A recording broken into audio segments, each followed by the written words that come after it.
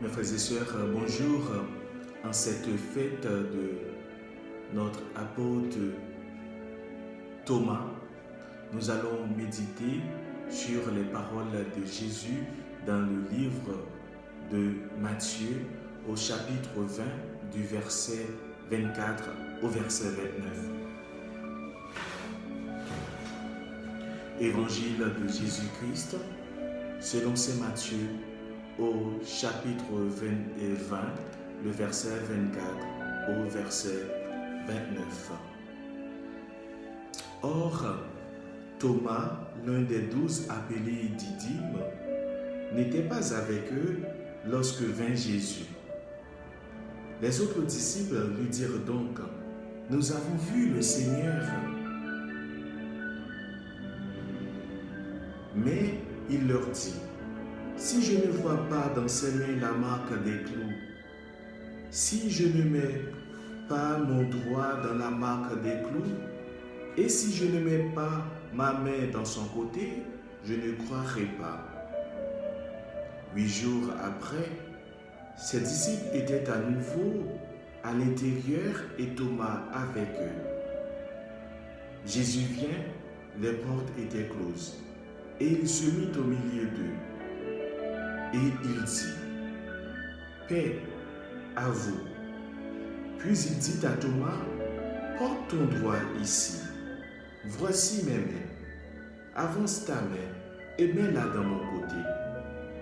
Et ne deviens pas incrédule, mais croyant. » Thomas lui répondit: « Mon Seigneur et mon Dieu. » Jésus lui dit: « Parce que tu me vois, tu crois.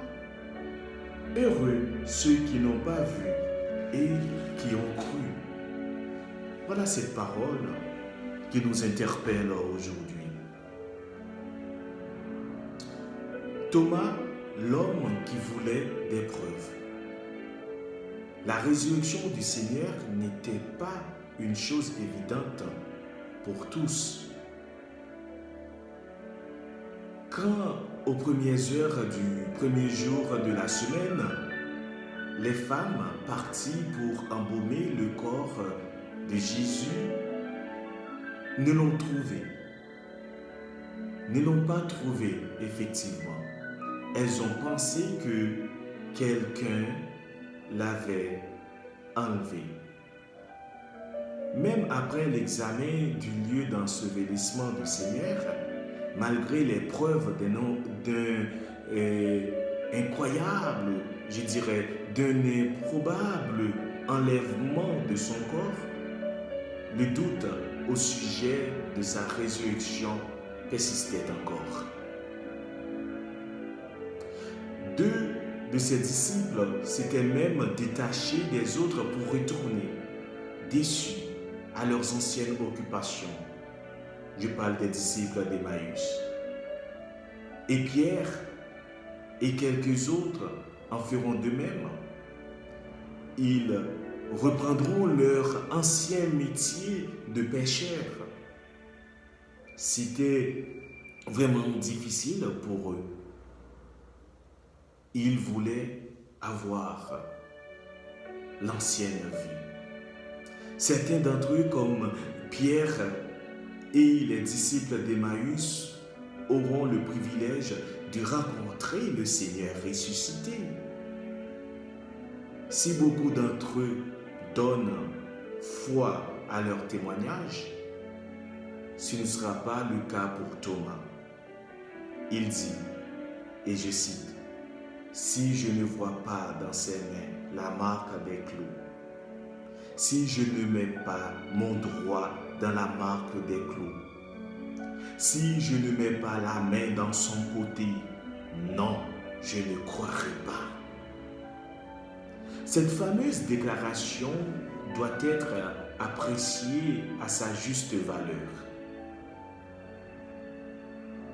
Quand nous avons des doutes au sujet de quelque chose, le moins que nous puissions faire est de rechercher des preuves afin d'infirmer ou confirmer nos doutes. Thomas au sujet de la résurrection de Jésus, en voulait des preuves. Il voulait des preuves pour lui-même, mais aussi pour ceux à qui il aura parlé de cet événement. Son refus de croire au témoignage de ses frères ne l'empêchait pas de prendre sa place à leur côté. Jean nous rapporte que 8 jours plus tard, les disciples se trouvaient de nouveau dans la maison et Thomas était avec eux. Oui, il était avec eux.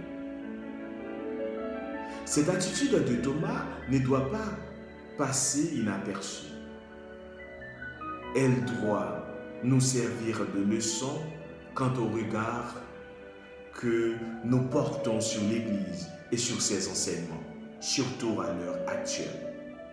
Dans bien des cas, quand nous ne comprenons pas que quelque chose, non seulement nous n'osons pas demander, mais pire, nous prenons nos distances avec l'Église et ses ministres.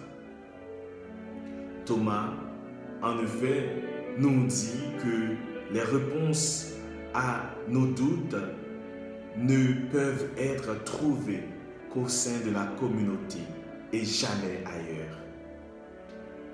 C'est alors qu'ils étaient tous réunis que Jésus se montre à nouveau présent, qu'il est ressuscité. Il appelle Thomas et lui présente les preuves qu'il recherchait, lui donnant ainsi l'occasion de faire lui aussi l'expérience personnelle et intime avec lui. Comme c'est beau de faire l'expérience de la présence du Seigneur dans sa vie. Et c'est cette parole que Jésus nous demande de mettre en pratique aujourd'hui. Mais dans bien des cas, nous devons édifier notre foi sur l'expérience et les témoignages des autres. C'est pourquoi le Seigneur dit à Thomas, « Heureux ceux qui croient sans avoir vu. » Intention de prière. Demandons au Seigneur sa lumière afin de discerner sa présence dans notre vie.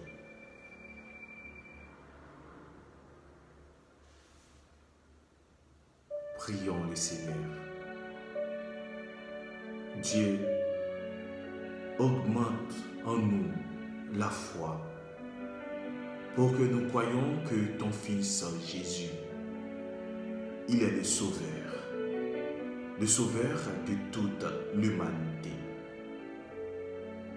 Tu as tellement aimé le monde, tu nous as tellement aimé, Père, tu nous as donné ton Fils Jésus.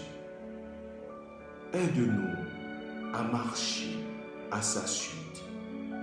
Aide-nous à être son témoin. Aide-nous à apporter sa bonne nouvelle à toutes les personnes, à tous les peuples de la terre.